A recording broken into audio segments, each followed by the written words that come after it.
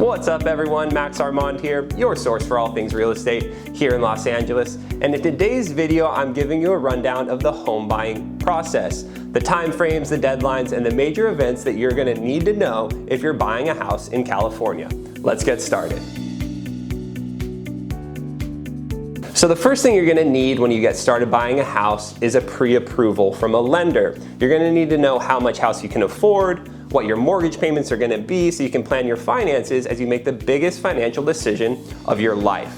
Once you have the pre-approval, then we can actually go out and start finding properties. You'll know how much house you can afford, you can find the locations that you want to be in, and you can see just how much house you get for your approval amount. Now when you first go out and start looking for a home, you're gonna find a ton of options. After looking at different locations and price points and size of homes, you're gonna get a better feel for what is the ideal property for you. And once we find that, then we go out and we start actually viewing homes. Now, what I like to do is use a very cutting edge piece of technology called RealScout. It's a really powerful home search app that lets you guys search for houses just like an agent would. Through this app, we can communicate via property specific pages. You can like houses, dislike houses, send me messages in-app, and it's a really good way to keep track of what we're looking at, a lot easier than sending each other texts with Zillow or Redfin listings. RealScout is an app that I have that we pay for through my brokerage that is exclusive and brings you guys a ton of value. So you'll be getting emails with all these houses that fit your criteria. We go out, we view some homes, and you decide that you want to submit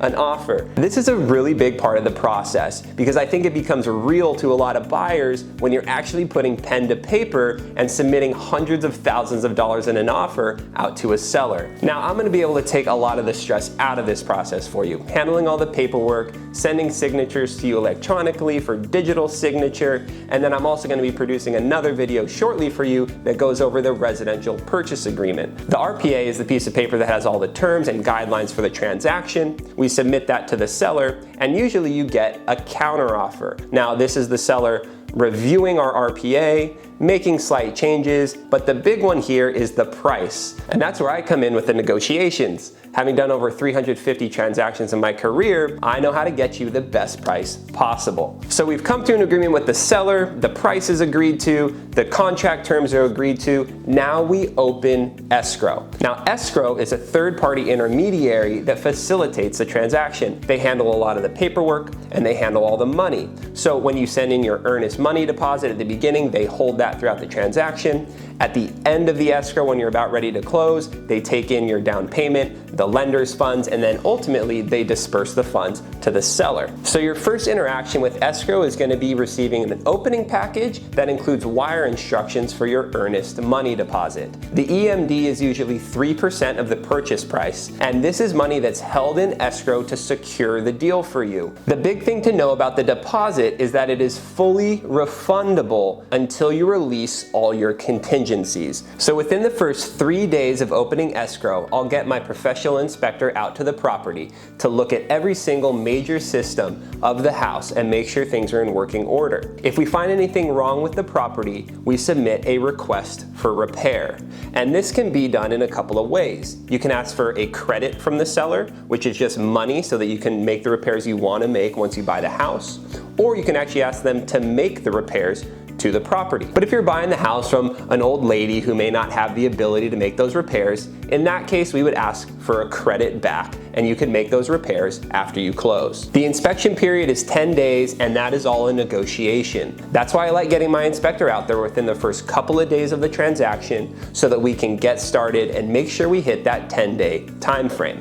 After we come to an agreement about repairs and we're satisfied with the condition of the property and what you've received either through a credit or a repair agreement, we can release the inspection contingency. Once you've released the inspection contingency, you're saying that you're okay with the condition of the property and the agreement that's been made for the repairs. During this time, you'll also have reviewed the title to the property, the natural hazard disclosures, the seller disclosures, and things of that nature as well. The next big inspection contingency is for loan and appraisal, and this is usually a 17-day time frame. The minute that we open escrow on a property, we're contacting your loan officer giving them the address and the purchase price, and they're getting started getting you fully approved for the loan. Now, you get your initial pre-approval after you've submitted some documents, finding out what you can afford, but the full loan approval is a much more involved process. You're going to be submitting a ton of financial information, they're going to be taking the actual information of the property you're buying and getting you ready for the full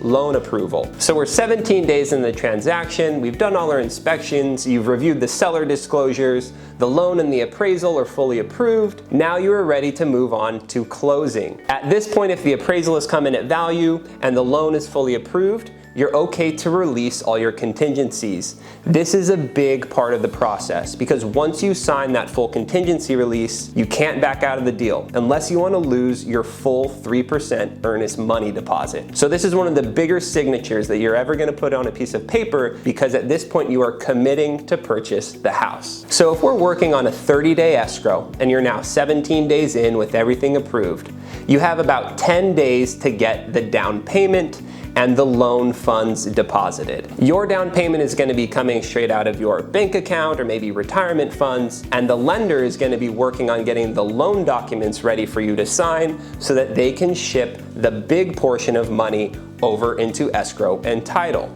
So about 3 days before you're due to close escrow on a property, you need to sign the loan documents. And this is a huge package of paper sent from the lender to the escrow office, and it's going to take you between 60 and 90 minutes to sit down with a notary and sign this package.